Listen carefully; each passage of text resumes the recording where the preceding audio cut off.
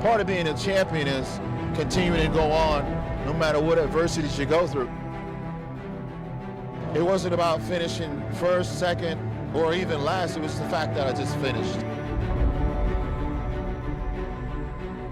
I think if I go out and win a pro show at my age, that'll be like a miracle. It'll be something that has never happened.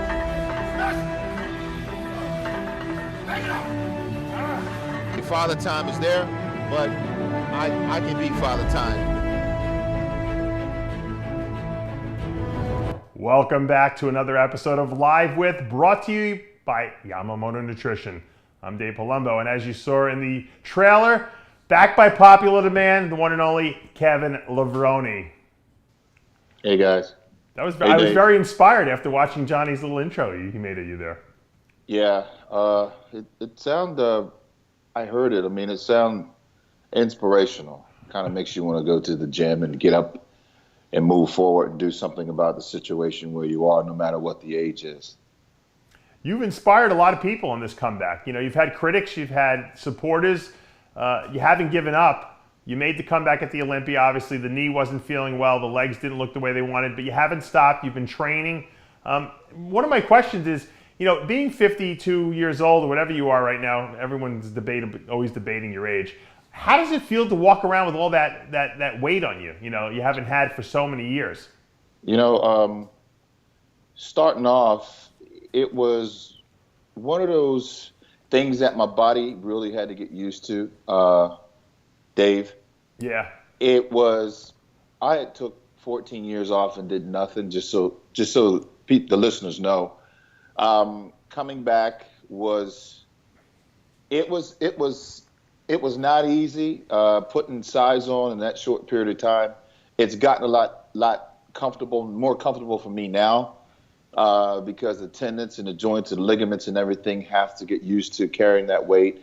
I rapidly put on weight pretty fast, and my body responds pretty quick. So, you know, of course the heart rate goes up, carrying around that much mass. And for me, around 240 to 250. I mean, just recently I was up to close to 260, climbing up towards 270, and I had to come back. I really had to cut back because I had put on about 10 pounds within like a month, you know. Wow.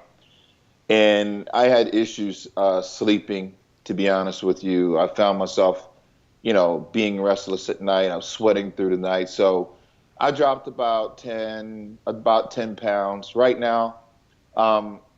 You know, because it takes a while for your body just to get adjusted. Absolutely. To carrying five pounds of muscle. And by me stopping and having the muscle memory and stuff like that, it just rapidly wants to come back. But you have to be very, very careful and watch your sodium intake and things like this, and really control, because it's not about how much you weigh, it's about how you look, really. Yeah. You know, so toning back, getting the water out of the system. You know, the water wants to come in and support the workload and the calories and everything else that you're sucking in. So you just got to be careful moving around in the gym. You got to be careful and make sure that your tendons and everything can handle that weight that you're trying to throw around. Not like it used to be, you know, because of so much time that I take it off. I just can't go in and take I used to go in and warm up with 225 and jump to 315 and go to 405 on the bench. Now I have to go in 50-pound increments, you know. Just take your time for the body to get adjusted. But, I mean, after it gets adjusted, you kind of feel comfortable with carrying that weight. You're walking around and you actually look big now, which you didn't look before the Olympia. You look big. You look like the old Kevin Levrone thickness-wise. Your neck is thick. So I have to believe that you're getting ready for something. Am I correct? I am. I mean, I haven't stopped. And, you know, to be honest, for me, it's a little easier to train all year round now because I have a reason and a purpose to do it. Not that I didn't have it when I was competing, but when I was competing, it would rapidly come back, you know, like quick and fast. Now I find myself trying to develop body parts that, you know, muscle atrophy came in and set in. So I'm finding myself dealing with those areas and getting the muscle to really respond, just to get it back to where it used to be, or even close to that size. And I find myself, you know, hey, I'm in the gym every week. sometimes training body parts, lagging body parts, which was my legs, of course. Yeah. Every other day, Dave, and just pushing it back. Yeah, I mean, the show that I set out to do after walking off stage at the Mr. Olympia, and again, a lot of people said, you know what, man, you've achieved a lot. You did this. You don't have to compete, which I know I don't have to compete.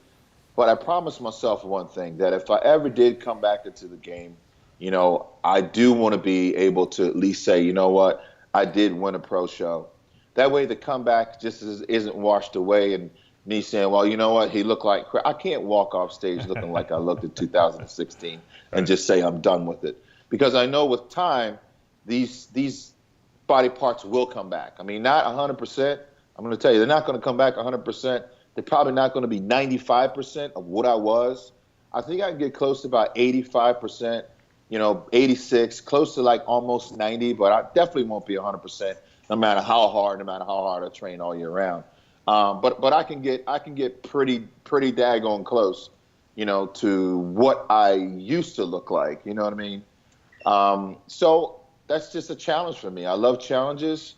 And it inspires me to get up and go every day and to stay focused and something to do, And it's challenging. Just like when I was first setting off to try to get my pro card, I was only 206 pounds, but I couldn't win a national show at 206. So I had to find a way, dig in a way, search out, talk to guys like you, guys that know how to put that muscle size on and calories and these things, and just implement that back into my regime. And I find myself doing that now, but doing it with more of a purpose, really, right, and more inspiration to do it. So I'm gearing up for. I was gearing up for the show in Canada.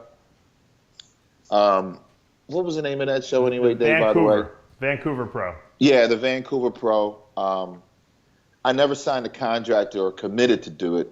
It was talk. I talked to the promoter about the show, and I talked to Robin Chang about the show.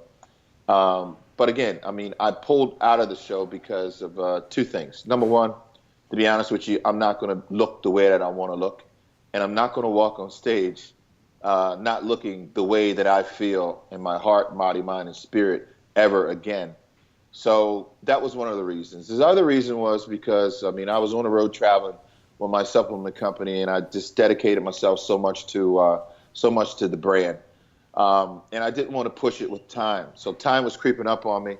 Then when I got home, I found out about a month and a half ago that my brother was terminally ill in the hospital. Sorry to hear. And we've been focusing on his health. I've been focusing on him for the last month and a half. And unfortunately, he just passed away, man. And I had to bury him on Saturday. Sorry, man. Wow. So it's just you get hit with these things. And I always tell my people and fans and tell myself, no matter what you deal with in life, just keep moving forward. But unfortunately, all those three things, it kind of slowed the pace down for me to prepare for the Toronto Pro. But I do have another show on the horizon that I'm zoning in and focusing on. Is this going to be before the Olympia or after? To be honest with you right now, Dave, I'm going to look at doing a show after the Olympia. I predicted you were going to do the Ferrigno Legacy Classic about 2 weeks ago. Am I right? No, I'm not going to do that. Oh, you're not going to do that. You looking at the European tour? Right now, I'm going to be zoning in, looking at the show after Olympia. It's a Cheru Classic, probably. Yeah. Okay. All right. That's cool. Man. Now, Kevin, let me ask you. You brought up your brother. You've lost a lot of your family. You lost your mother and father at a young age. I lost my mom. I can relate to that. But you lost a lot of your family. I mean, now you lost your brother. I mean, how does that affect you? How do you get past that? Because a lot of people get very depressed. They can't get out of a funk. They can't stay focused on life because they get so brought down by tragedy when it hits them very close to home. How do you get past that? How do you manage to continue to stay motivated? Well, Dave, I've gotten through, like you said, a lot. I've got through pec tears. People say couldn't happen. Now I'm dealing with the PRP with myself, my knees and everything. You just can't give up, man. When there's so little doubt of hope, and you feel like, you just want to give up on life, or you don't want to eat, you want to stop, and you just feel like, sometimes you just feel like, man, I don't even want to live to see tomorrow. And believe me, I feel like that more than once, more than twice, more than 10 or more than 15 times when things happen to me in my life. Yeah. But you just cannot give up, and as long as you don't give up on yourself and you find that little hope, that little wind, that little fire down in there, or you might run into someone who's going through something worse off than you do, and it just gives you that little inspiration to say, you know what, I got to do this because I have a lot of people depending on me. I've already put the word out. Now, again, for my brother, he died like that, Yeah. and he was just gone. And me being there, watching him take his last breath, and I was talking to him within hours and hours, hours before, and then he's just gone like that. It just makes you realize, you hear one day, you hear 1 second, you hear 1 hour, and you're gone. Yeah. So I just want to tell people, man, love your life, love the opportunity that you have.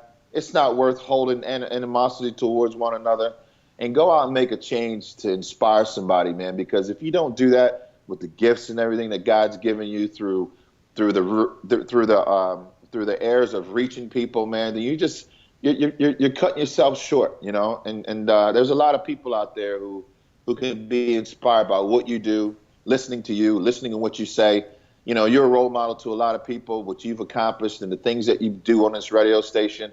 I'm a role model. So let's just use what we have to uplift one another, man. And there's no use in us fighting over small things, because in the bigger picture, as long as we're breathing, our heart's good, and we have that opportunity, that's the most number one thing important, is to move forward and help other people get there and get through what they're going through. Kevin, do you ever say to yourself, things came so easy to me in my career, maybe I took them for granted, because now you have to work so much harder at the age of 52 to get back what you had. You ever say to yourself, man, you know what, I probably should have given it a much more, I guess, concerted effort when I had the ability to do it at my best? I've never regretted that, and I never thought about doing that, because I can tell you, if I did do that back then, I wouldn't look like the way I look now. I wouldn't be the Kevin Levrone that I am right now. I would have burnt myself out, Dave. I would have overdid things, and I certainly knew it, because it would have happened. Now, I had the gym back then that kind of pulled me away from competing, training 24 hours a day for a whole year. If I didn't have that, and I just had bodybuilding to focus on 100%, I probably would have hurt myself a lot worse than I already did, to be honest with you. Yeah, probably right. Now let me ask you. I got to tell you, part of, because I didn't train all year round, it kind of fires me up to make me want to train all year round now, just to see what would happen. So. Right. But you're not 32 anymore. You're 52 now, so it's a big difference. Let me ask you this question. Flex Wheeler obviously making the comeback, classic physique. I know the fans would probably love to see a Kevin Levrone, Flex Wheeler, rematch from the '96 Arnold, when you guys, I think, beat him by 1 point on that stage. You think we'll ever see Flex Wheeler and Kevin Levrone on a bodybuilding stage together now that he's making the comeback? I know he's doing classic physique. Yeah. I don't know. It all depends what he wants to do when he gets in shape. Yeah. To be honest with you, I think it would be cool. It would be cool if we could sit there and go through some mandatory poses. Yeah. People would pay for that. Side. People would pay big money for that. Yeah, quarter turns. Now, regardless if it's on a Miss Olympia stage, or we decide to do something one-on-one with a grudge match somewhere, that's and right, go out and rent a venue or something like that, and just go for it, and have our sponsors put up the that's right, put up the money and stuff. I think it would be pretty cool, man. I think it would, because I don't believe that Flex will stay in Classic. I think he'll like you. He'll do 1 year in Classic. Then he'll decide, hey, I can get bigger. I'm sucking now, and he'll want to go again. And that's when I think sometime next year, even if it's a special event they hold at the Arnold Classic, Levrone versus Wheeler, special event, winner take all, whatever prize money they put up, 100 grand, 50 grand, mano a mano, rematch from '96. Let's see who takes it. Because I can tell you, like you said, when you get a taste of starting to look in the mirror and see what those shoulders that looks like, you're like, you know what? I'm not going to stop, And the same way I decided not to stop, I know Flex is not going to want to stop once he gets there on that stage. He's going to continue to train and train and train. And, of course, you know what, man? Our fans want to see us. For some reason, they still want to see the guys from the 90s. Yeah. And that's what blows me away. It's like I'm more popular now than when I was competing.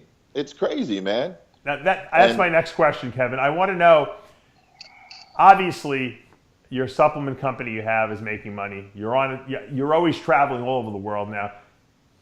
Obviously, the comeback financially was a good move for you. Was that one of the motivating factors behind the comeback? No, it wasn't. And I never really implemented my comeback into selling anything. It was just something that the fans inspired me to do. And I realized that once I got in the gym and I made that commitment to them that I was going to do it, and I had that short period of time, like I had 5 months to work with. Yeah. And I went down there and I mentioned it at Jimmy's show. I put my ass on the line. You did. In order for me to start preparing, I had to do that. Oh. Or else I just wasn't, I wouldn't have done it. Yeah. So I put my back up against the wall. So I had no choice but to come out and back up with what I had said. And that's what it was all about. It was about coming back, seeing how good my genetics was, to be able to put on muscle size within a short period of time. And that's pretty much how it was. I challenged myself. Right. We saw the outcome. It was what it was. Inspired a lot of people. Had nothing to do with sales or me wanting to blow up a supplement company or anything like that. It was just doing something that my fans wanted me to do, seeing if I could do it in that short period of time. And God, little behold, I mean, it got so much attention and so much wind behind it. It inspired a lot of people to get up and to do things for themselves as well. Now, moving forward, it still doesn't have anything to do with the supplement company. Now, it's just more personal for me. Right. It's more personal for me to say, hey, Levrone, can you get, how close can you get to what you used to look like? And that's why I'm going to take my time and do it right this time, Dave. Yeah, I mean, when I see Johnny's been putting up screenshots of your Instagram. When I see the Instagram following you have and how many likes you get on these pictures you're putting up, I'm blown away. I mean, you have to be blown away. Can you imagine that you still have that crazy, crazy fan following? It's amazing, and I don't know why. I don't know why. I mean, I'm Kevin and stuff, but I mean, there's guys out there who competed with me that don't have it like that. I maybe because I've competed so much overseas. After the Olympia, I would do the tours, and I would be over there through my whole entire career. Now, keep in mind, Dave, I mean, I competed 69 times now. Wow. I won 22, 23 shows, something like that. 18 second place, but I only won through my whole career in 11 years. I competed on an average of almost 7 times a year. But 7 of my shows that I won was only in America. Right. Most of them were overseas. You're right. Yeah, all the rest of them were overseas. And I think that's why I have such a huge following. I don't know what it is, man. It is pretty crazy, though. Well, Kev, I want to thank you for taking some time talking to us. You got to let us know when you decide what show we're going to see you at. But you mentioned that it's probably going to be that Chiru Classic. Would you consider doing that whole tour again like you used to do in the old days? No, Dave. My goal is just to drop it in, man, get one in. And if I can win a pro show this year, then it's going to qualify me for the 2018 Mr. Olympia. Right. But don't you think that might be more difficult right after the Olympia? Because a lot of times you get the top 5 of the Olympia lineup doing these shows. Nah, because the way that I know that I will look by then, and I think that show's 3 weeks after Olympia, so it's going to be hard. And I'm talking as a competitor now. Yeah. It's going to be hard for those guys to hold that conditioning that long. Mm. And if they do come in there, then it's going to put me in a good position to beat some guys with some names. All right. Well, it sounds like you're not afraid to mix it up with these guys, and that's what I like about Kevin Levrone. Never afraid to put it on the line. No, you got to go for it, man. If you want to be the best, you got to stand up there with the tough guys. You can't run away from competition. Well, once again, thanks for stopping in and giving us your opinions. We love them, and we love all the great information you provided us with. Very inspirational. Sorry to hear about your brother, of course, Kevin. Our prayers go out to you and your family. For now, though, we are out of time. This is going to be the end of another special edition of Live With. I'm Dave Palumbo.